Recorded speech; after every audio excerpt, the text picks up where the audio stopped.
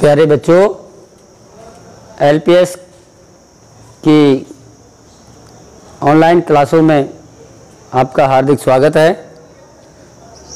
आज हम हिंदी ग्रामर के अंतर्गत वर्ण विचार के टॉपिक पर चर्चा करेंगे। इससे पहले हमने आपको भाषा, लिपि, व्याकरण के बारे में बताया। अब भाषा के जो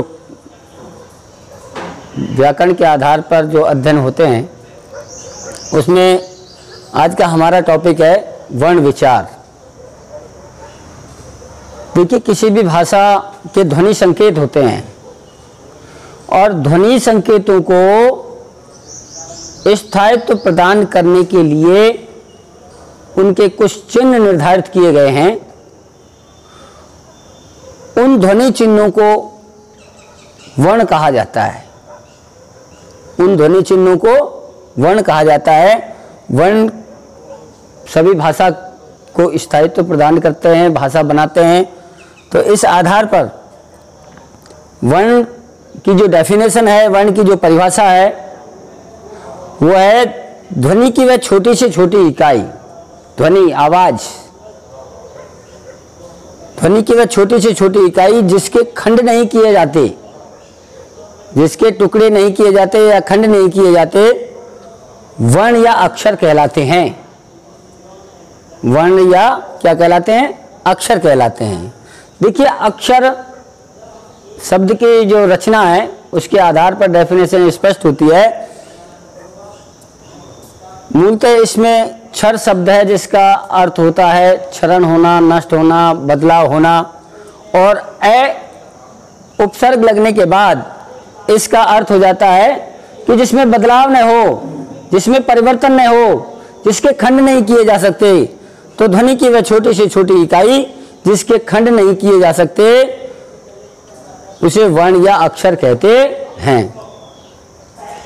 हिंदी वर्णमाला में वर्णों की संख्या और ध्वनियों की संख्या में थोड़ा अंतर है।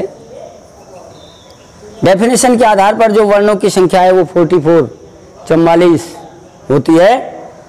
हिंदी में, हिंदी भाषा की जो ध्वनियां हैं उनकी संख्या 52 है। लेकिन कुछ ध्वनियां मिश्रित ध्वनियां हैं, संयुक्त अक्षर हैं। कुछ ऐसी ध्वनियां हैं जिन्हें ना स्वरों में शामिल किया जाता है ना व्यंजनों में शामिल किया जाता है। वो स्वरों के भी नज़दीक हैं और व्यंजनों के भी नज़दीक हैं। या फिर कुछ ध्वनियां ऐसी हैं जिनका निर्माण कई ध्वनियों के मिश्रण से हुआ है। कई ध्वनियां जब संयुक्त हो जाती हैं तब कई वर्ण ऐसे हैं उनका निर्माण होता है। तो इस कारण उनकी काउंटिंग इस 44 में नहीं है। ध्वनियों में उनकी काउंटिंग है लेकिन यहाँ वर्णों की संख्या में उनकी काउंटिंग नहीं है। तो हिंदी की जो वर्णमाला है उसमें वर्णों, ध्वनियों के बारे में मैंने आपको बताया कि ध्वनियों की संख्या है 52। एक आध विदेशी आगत ध्वनियाँ और भी है, लेकिन हिंदी ध्वनियों के बारे में मैं यहाँ आपको बता रहा हूँ। तो इस प्रकार वर्णों के अध्ययन करने के लिए एक वर्णमाला का निर्माण हुआ। वर्णमाला किसे कहते हैं? वर्णों का जो व्यवस्थित समूह है या वर्णों के व्यवस्थित समूह को वर्णमाला कहते हैं। जिसके अंतर्गत सारे वर्ण आते हैं वो वर्णमाला कहलाती है। तो इस आधार पर हम आगे वर्णों के भेदों का अध्ययन करेंगे। मूल रूप से वर्णों के भेद 2 होते हैं। इन 2 भेदों में पहला भेद है स्वर और दूसरा है व्यंजन। पहला भेद का नाम है स्वर ध्वनि और दूसरे भेद का नाम है व्यंजन ध्वनि। तो अब इस तरह हम आगे वर्णों के भेद के आधार पर स्वरों का अध्ययन करेंगे, स्वरों के बारे में पूर्ण जानकारी प्राप्त करेंगे। तो स्वर की परिभाषा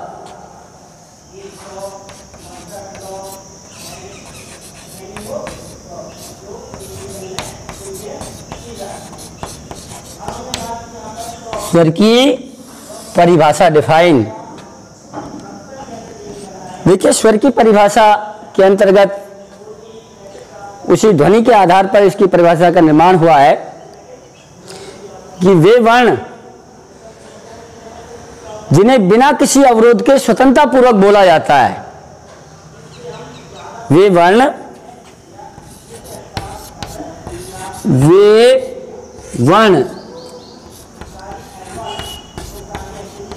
जिन्हें बिना किसी अवरोध के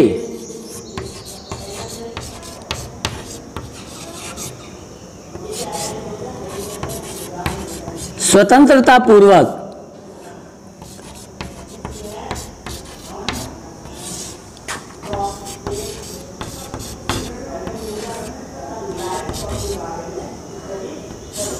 पूर्वक उच्चारित किया जाता है,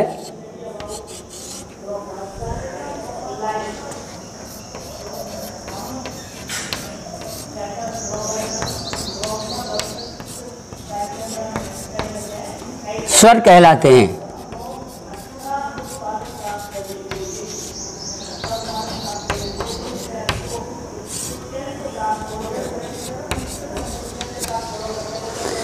वे वर्ण जिन्हें बिना किसी अवरोध के स्वतंत्रता पूर्वक उच्चारित किया जाता है, बोला जाता है, स्वर कहलाते हैं। स्वरों की संख्या 11 है। संख्या कितनी है? 11 है। जिनमें है ए, आ, छोटी ई, बड़ी ई, छोटा ऊ, बड़ा ऊ, ए, आई, ओ, औ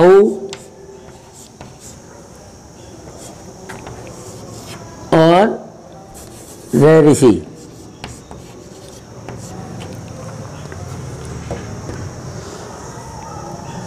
तो इस तरह स्वरों की संख्या हो गई 11 हो गई। इनमें उच्चारण के आधार पर इनके आगे भेद किए जाते हैं, जिनकी संख्या है 3। स्वरों के भेदों की संख्या कितनी है? 3। इसमें पहला भेद है ह्रस्व स्वर, दूसरा है दीर्घ स्वर, और थर्ड जो भेद है, तीसरा जो भेद है, वो लगभग हिंदी में तो लुप्त होने के कगार पर है, लेकिन कई जगहों पर रोने या विलाप करने, गाना गाने जैसी ध्वनियों में प्लुत स्वर का प्रयोग किया जाता है, या ओम शब्द के उच्चारण में प्लुत स्वर का प्रयोग किया जाता है। तो इनमें जो स्वरों के भेद हैं, उनमें जो पहला भेद है ह्रस्व स्वर, सबसे कम समय लगने वाला, जिन स्वरों के उच्चारण में बहुत कम समय लगता है, जिन स्वरों के उच्चारण में बहुत कम समय लगता है, वो स्वर ह्रस्व स्वर कहलाते हैं। इन्हें मूल स्वर के नाम से भी जाना जाता है। इन्हें मूल स्वर के नाम से भी जाना जाता है, क्योंकि ये जो स्वर हैं, इनमें इनके उच्चारण में बहुत कम समय लगता है या अन्य स्वरों का मेल नहीं होता, इस कारण ये ह्रस्व स्वर के अंतर्गत आते हैं। दूसरा जो स्वरों का भेद है वो है दीर्घ स्वर। इनमें ह्रस्व स्वरों में जो इनकी संख्या है वो 4 है, ए, छूटी, छूटाऊ और रै ऋषि। इन चारों के नीचे जो मैंने अंडरलाइन की हुई है, 2-2 लाइनें खींच दी हैं, ये चारों स्वर ऋषि स्वर या ह्रस्व स्वर के अंतर्गत आते हैं। और स्वरों का जो दूसरा भेद है वो है दीर्घ स्वर। जिन स्वरों के उच्चारण में ह्रस्व स्वर की अपेक्षा दुगना समय लगता है, जिन स्वरों के उच्चारण में ह्रस्व स्वर के उच्चारण से लगभग दुगना समय लगता है, वो दीर्घ स्वर के अंतर्गत आते हैं। जैसा मैंने नीचे 11 स्वरों को लिख रखा है, उसमें मैंने जो डबल लाइन खींच रखी है ये तो ऋषि स्वर हैं या मूल स्वर हैं, लेकिन जिनके नीचे लाइनें नहीं है, केवल अब मैं सिंगल लाइन खींच रहा हूं, ये दीर्घ स्वर के अंतर्गत आते हैं। तो इनकी संख्या हो गई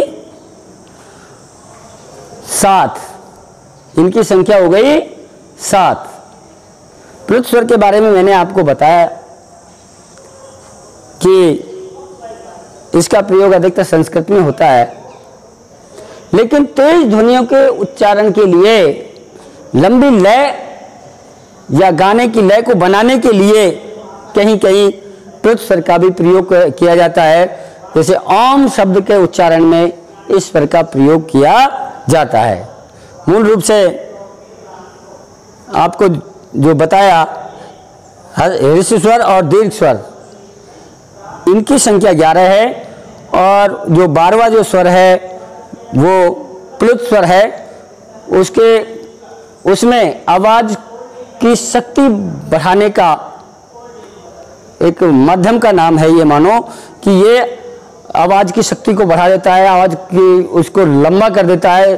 जैसे गाना गाने या ध्वनि को लंबा करने के लिए इस स्वर का प्रयोग किया जाता है। तो प्यारे बच्चों,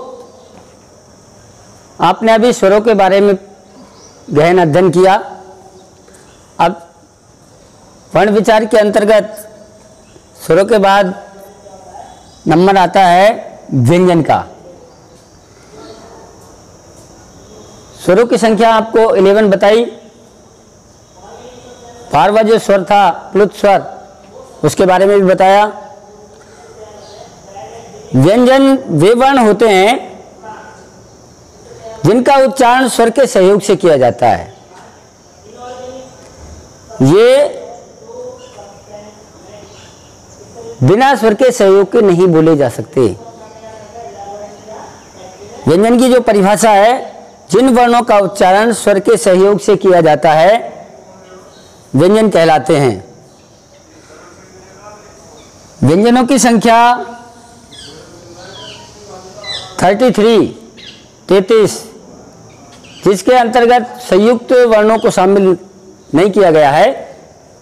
इन 33 व्यंजनों का जो वर्गीकरण है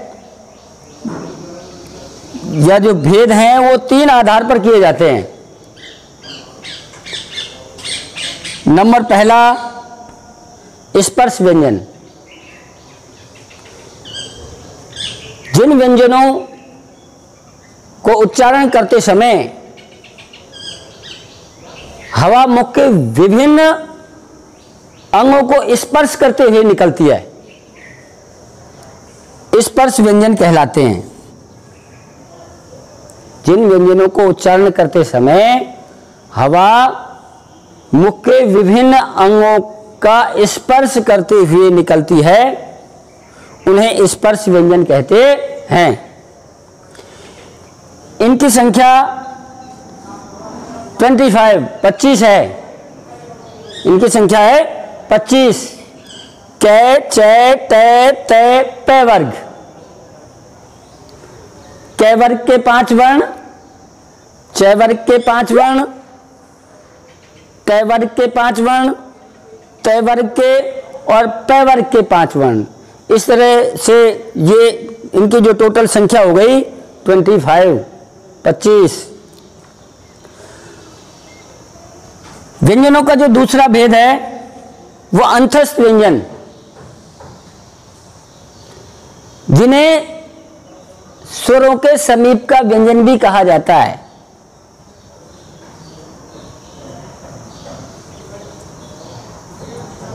अंतस्थ व्यंजनों के उच्चारण करते समय जो हवा है वो मुख के विभिन्न अंगों से स्पर्श नहीं करती, सीधी निकल जाती है। अन्य व्यंजनों की तुलना में समय भी कम लगता है, वो अंतस्थ व्यंजन के अंतर्गत आते हैं। इसी कारण कम समय लगने के कारण इन्हें स्वर के समीप का व्यंजन कहा जाता है। य, र, ल, व, ये जो 4 वर्ण हैं ये अंतस्थ व्यंजन के अंतर्गत आते हैं। व्यंजन का जो तीसरा प्रकार है वह है ऊष्म व्यंजन। जैसा कि अपने नाम से ही प्रकट हो रहा है, ऊष्म, ऊष्मा, यानी जिन वर्णों का उच्चारण करते समय हवा विभिन्न अंगों से घर्षण करते हुए निकलती है और घर्षण करने के कारण ऊष्मा पैदा करती है, वे ऊष्म व्यंजन के अंतर्गत आते हैं और इनकी संख्या भी 4 है। श, श, श और है। इस तरह से व्यंजनों 33 व्यंजनों का जो वर्गीकरण है, जो प्रकार है, जो भेद हैं, इन 3 आधारों पर किए जाते हैं। स्पर्श व्यंजन, अंतस्थ व्यंजन, ऊष्म व्यंजन। स्पर्श व्यंजनों के अंतर्गत 25, अंतस्थ व्यंजनों में आते हैं 4 और ऊष्म व्यंजनों के अंतर्गत भी आते हैं 4। तो 25 + 4 + 4 बराबर हो गए 33। तो ये हमारे व्यंजनों का वर्गीकरण हुआ, व्यंजनों के प्रकार हुए, व्यंजनों की संख्या हुई। आगे हम वर्णमाला के अंतर्गत संयुक्त वर्णों का अध्ययन करेंगे। वर्णमाला में संयुक्त वर्ण भी हैं। आगे हमने आपको जैसा बताया स्वरों की संख्या 11, व्यंजनों की संख्या 33, तो ये टोटल मिला के 44 हुए। लेकिन ध्वनियों की संख्या 52 है। उन ध्वनियों के अंतर्गत 4 जो ध्वनियां हैं वो संयुक्त वर्ण की ध्वनियां हैं। इन चारों में क्षत्रज्ञ, त्रैत्रशूल, ज्ञानी और शैश्रम, ये 4 ध्वनियां संयुक्त वर्ण के अंतर्गत आती हैं। इन चारों की जो रचना है वो इस प्रकार है। कै प्लस शै प्लस ए बराबर 6। तै प्लस रै प्लस ए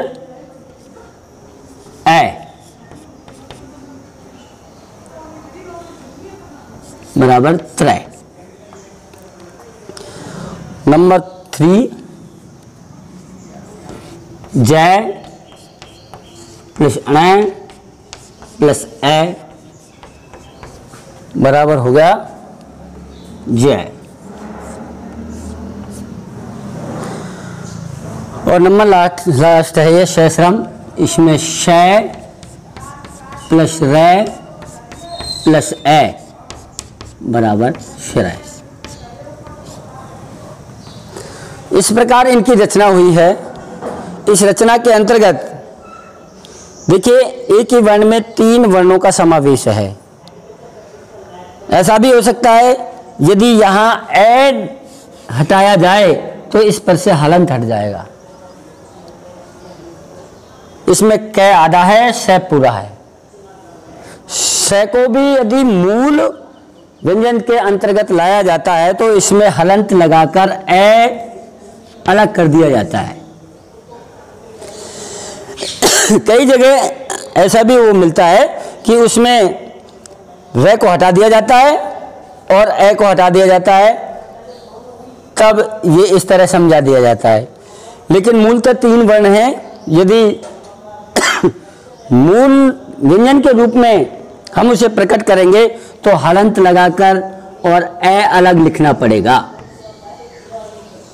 तो संयुक्त वर्णों की संख्या कितनी हो गई बच्चों? 4।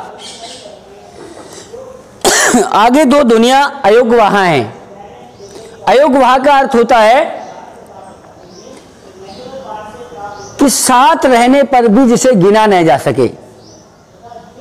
ये वर्णमाला के साथ हैं दोनों वर्ण, लेकिन इन्हें गिना नहीं जाता, इसलिए इन्हें अयोग्यवाह के नाम से जाना जाता है। ये दोनों ध्वनियां ना स्वरों में काउंटिंग होती है इनकी और ना व्यंजनों में, इसलिए इन्हें अयोग्यवाह कहा जाता है कि साथ भी हैं लेकिन ना स्वरों के साथ काउंटिंग है इनकी और ना व्यंजनों के साथ, इसलिए अपना नाम भी इनका अलग ही नाम है, अयोग्यवाह है, कि साथ रहते हुए भी जिन्हें उनकी काउंटिंग में, उनकी गिनती में शामिल नहीं किया जाता, अयोग्यवाह कहलाते हैं। दोनों वर्ण लिखे हुए हैं, अंग और ए है। तो प्यारे बच्चों, आपने अभी तक जो वर्ण विचार के बारे में जाना, स्वर, व्यंजन, संयुक्त वर्ण, अयोग्यवाह, संयुक्त वर्णों की रचना के बारे में समझा, अयोग्यवाह क्या होते हैं ये भी जाना। संयुक्त वर्णों में 1-2 वर्ण ऐसे हैं जो अब नए रूप भी लेते जा रहे हैं इन चारों के अलावा, जैसे द और ये मिलकर दे हो गया।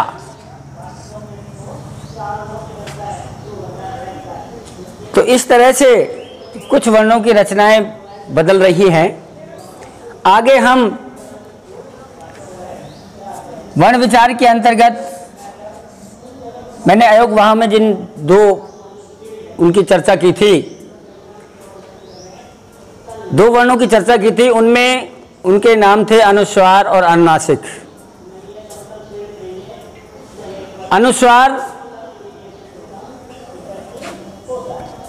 अनुस्वार का उच्चारण करते समय हवा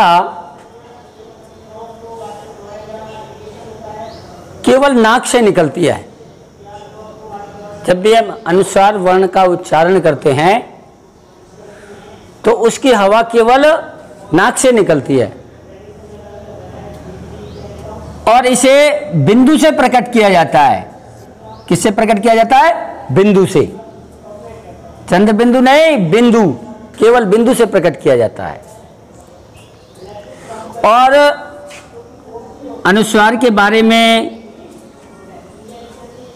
ये भी ध्यान रहे कि जो स्पर्श वर्णों के 5 वर्ग थे या 5 वर्ग हैं, कै, च, ट, त, पे, इनके जो पंचम वर्ण हैं उन्हें अनुस्वार के रूप में प्रयुक्त किया जाता है। पंचम वर्णों को अनुस्वार के रूप में प्रयुक्त किया जाता है। जैसे चंचल जो च वर्ग है, उसका ये जो बिंदु लगा हुआ है वो पंचम वर्ण है। यदि इसे हम सही रूप में प्रकट करेंगे तो ये इस तरह लिखा जाएगा, च प्लस ये अणे, ये आएगा इसमें बिंदु के लिए अणे आएगा। यहाँ पर इसे यदि हलंत लगाओगे तो ए भी आएगा। इस तरह से इसको पंचम वर्ण को, इसी तरह ग में है, ये पंचम वर्ण है, ऊपर बिंदु लगा हुआ है जो ग का, उसी वर्ग का पंचम वर्ण यहाँ पर अनुस्वार के रूप में प्रकट किया जाता है। उच्चारण के बारे में आपको बताया कि हवा केवल नाक से निकलती है। अब दूसरा जो वर्ण है अयोग वहां का वो है अनुनासिक, जिसे वर्ण का उच्चारण, जिस वर्ण का उच्चारण करते समय हवा मुख व नाक दोनों से निकलती है, उसमें केवल हवा नाक से निकल रही थी अनुस्वार में, जबकि अनुनासिक में, अनुनासिक के उच्चारण करते समय हवा मुख व नाक दोनों से निकलती है, उसे अनुनासिक कहते हैं। इसे चंद्र बिंदु से प्रकट किया जाता है, चंद्र बिंदु से प्रकट किया जाता है, जैसे चांद, दांत, कांच, इस तरह से इसे प्रकट किया जाता है। तो ये दोनों अयोग्यवाहों का डिटेल था। आगे जो वर्ण है उसका नाम है विसर्ग। है कि जो मात्रा होती है वह विसर्ग कहलाती है। इसका उच्चारण है के समान होता है, जैसे अतः, प्रातः, दुख, द के बाद ये जो विसर्ग लग रहा है इस कारण दुख पढ़ा जाएगा इसे। आगे एक ध्वनि और भी जिसे विदेशी या आगत ध्वनि के नाम से जाना जाता है, आ की ध्वनि।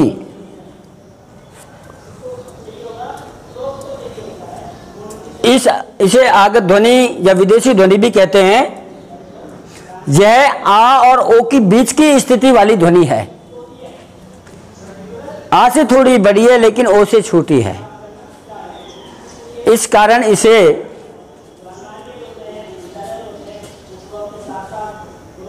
विदेशी ध्वनि के अंतर्गत इस कारण रखा जाता है क्योंकि अधिकतर जो विदेशी ध्वनियां हैं, अंग्रेजी ध्वनियां हैं, उनके उच्चारण के उनके उच्चारण में इसका उपयोग किया जाता है, जैसे बॉल, हॉल आदि। ठीक है। इस तरह वर्ण विचार का जो टॉपिक हमारा आज पूरा हुआ, इसमें हमने स्वर, व्यंजन और संयुक्त वर्ण, अनुस्वार, अनुनासिक, विसर्ग, आगत ध्वनि, तो इसका पूरी तरह हमने जो डिटेल किया है, इसमें हमने आगत ध्वनि को भी शामिल किया है। व्यंजनों में एक छोटा सा वो कि मूल व्यंजन किसे कहते हैं, वैसे व्यंजन की डेफिनेशन लिखाई हुई है, लेकिन इसमें यदि थोड़ा और गहनता से अध्ययन किया जाए तो मूल व्यंजन के अंतर्गत वे व्यंजन आते हैं जो हलंत व्यंजन होते हैं। यदि व्यंजन को हलंत लगा दिया जाए तो वो मूल व्यंजन बन जाता है, उसमें से स्वर अलग कर दिया जाता है। धन्यवाद।